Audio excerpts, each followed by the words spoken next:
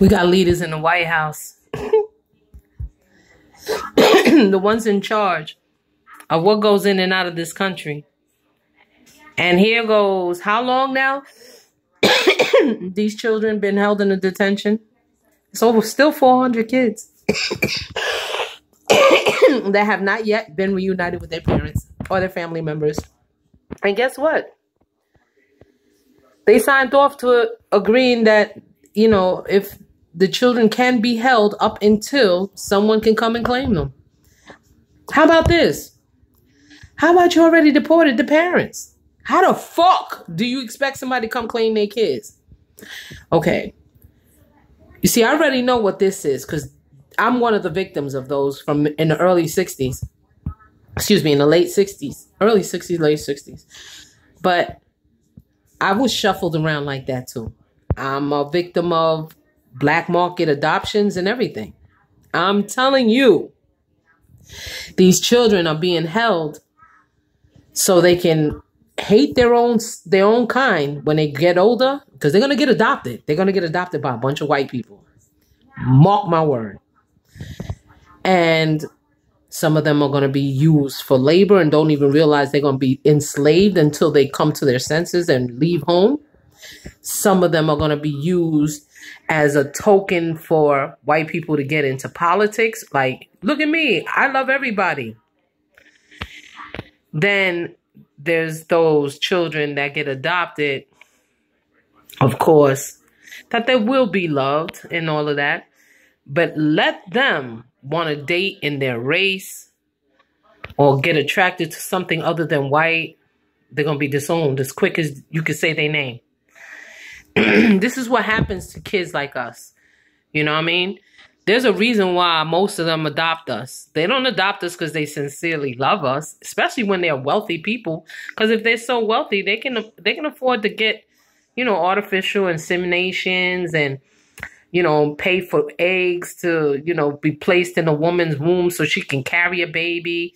These people got money like that. Trust me when I tell you. They have no good intentions with these children. And a lot of these children are going to be used for organs and all kind of shit if they die off. I'm telling you. I was raised in a group home. Not a group home. An orphanage for a minute upstate. It was a Catholic orphanage. I've seen my roommate be pulled out of her bed, taken to another part of the church. Now, I followed this shit. You hear me? I was told to walk with her because she was scared. So I walked with her, and me, my giggly self, I didn't know what was going on. I was young. What I've seen was men dressed like monks with hoods on their heads. I've seen fire pits.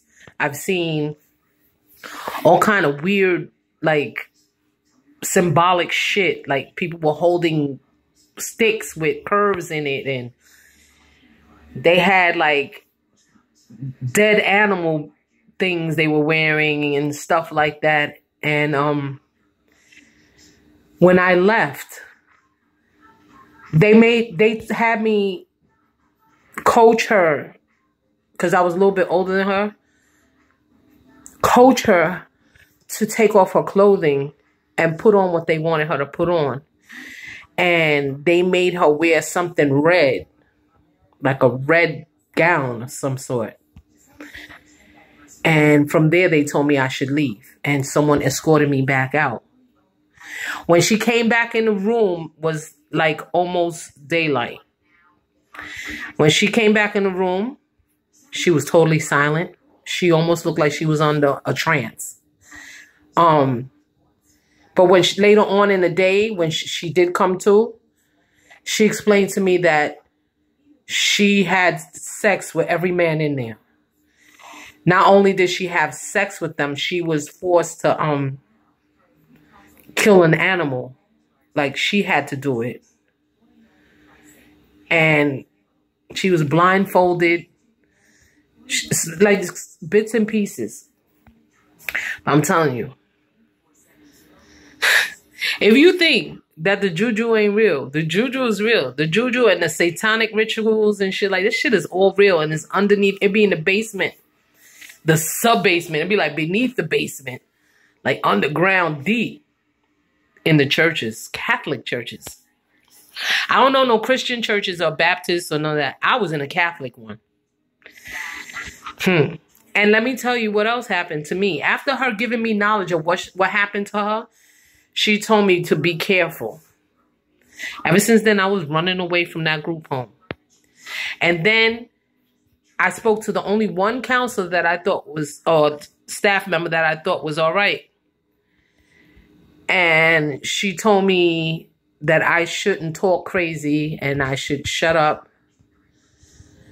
And that some things are not meant for me to know and that I shouldn't repeat it.